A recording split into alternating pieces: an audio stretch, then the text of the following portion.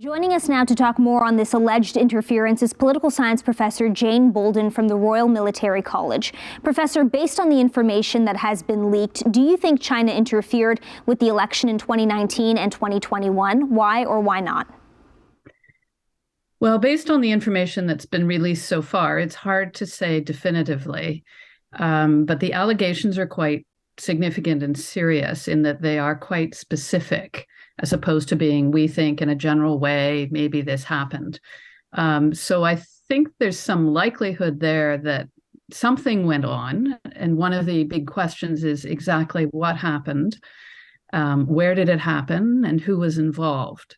The idea of election interference generally isn't particularly new, right? It happens a lot. It happens a lot in history.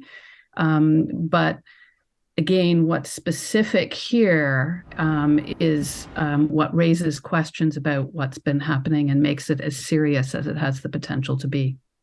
Why would China want to interfere with the election? Why would China want Trudeau to win? Well, Canada's a key player with respect to China, not the key player. Of course, China's a big power now. It plays a major role in the world. Its primary concerns are the other big powers. That said, we are a significant trading partner. We're a significant player internationally amongst the West from a political perspective. So there's those factors to consider. The other part is we've had an on-again, off-again difficult relationship with China over the past 5, maybe 10 years. And so there's reason for China to be interested in who's in charge and what positions they might take. And so from a Chinese perspective, a minority government is probably more desirable than a majority government because it's going to be weaker, honestly, in the sense that positions taken by a minority government aren't going to be as strong as they might be because they have to consider the fact that they're in a minority position. And that would suit China, right? It weakens or it diminishes the possibility of strong Canadian positions that would counter Chinese interests. Do you think a situation like this creates mistrust in our government? And do you think a public inquiry like the NDP want is a good idea? I do think it creates questions of mistrust. And we, know from other situations in the past 5 to 10 years how mistrust in elections can have significant negative side effects. And in any case, mistrust in elections are just a bad idea, no matter what. And yes, this kind of situation, these kinds of allegations raise those kinds of questions. Is the system sound?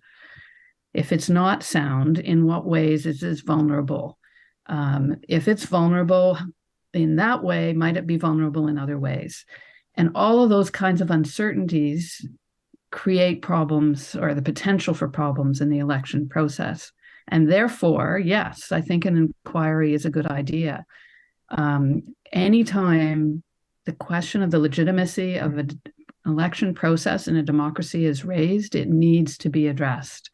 And an inquiry process, whatever form it might take, there's an ongoing discussion about what it should look like specifically, but that can be worked out.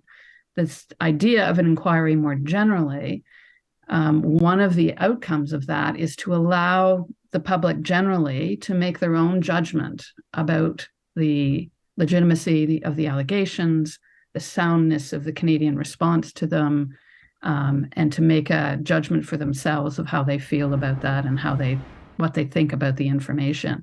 And all that feeds back in to a deeper sense of trust and legitimacy about the process as a whole. Thanks so much for joining us, Professor. Thank you for having me.